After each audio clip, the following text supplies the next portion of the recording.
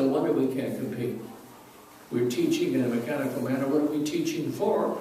We're teaching for the tests. Michael Batiste is a PhD in education. Well, PhDs mean something to some people, it'll mean a lot to me, but we'll assume that Michael has got a pretty good grip on what education is all about. And he's saying rote is an ineffective method and stunts the growth of the student, but the teachers are still using it. Rote begets boredom. Hear that? It begets boredom.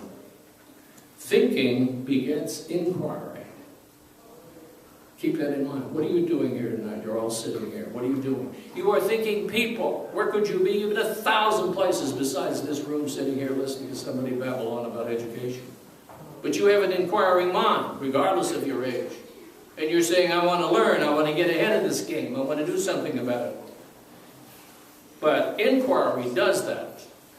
We do not teach inquiry in any elementary school anywhere in the country. We teach rote. And here's the damning one. The Program for International Student Assessment, these are where the facts are coming from. Effective teachers is the most controllable factor in improving education.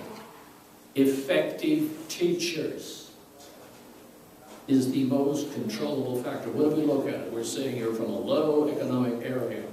That dumps us. We've got too many nationalities in the schools. That dumps us. We have low economic. We don't have the money going into education. That dumps it. None of those things affect education when you have a teacher who is effective.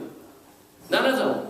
And we've proven that all over the United States. We're going to hear from a gentleman here tonight talking about charter schools and what's going on with people who are saying, hey, let's make a few changes in education. Let's do something a little different to get these kids moving.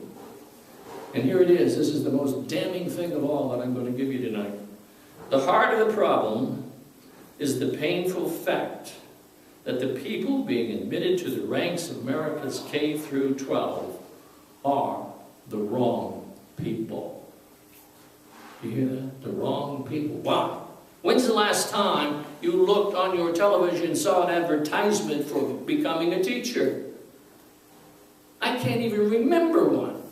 It's not a profession you want to go into. Why? Because we've joined the AFL-CIO and we're the brick breakers and the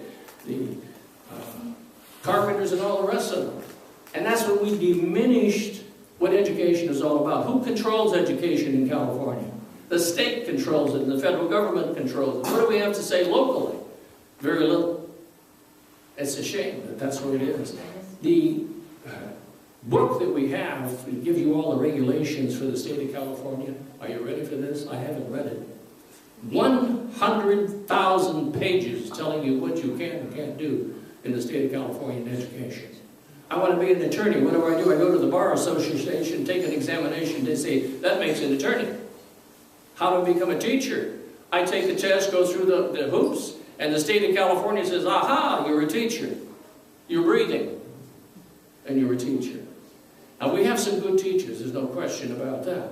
But the good teachers are going to have to do some things a little differently, because I just read a book said this. It is the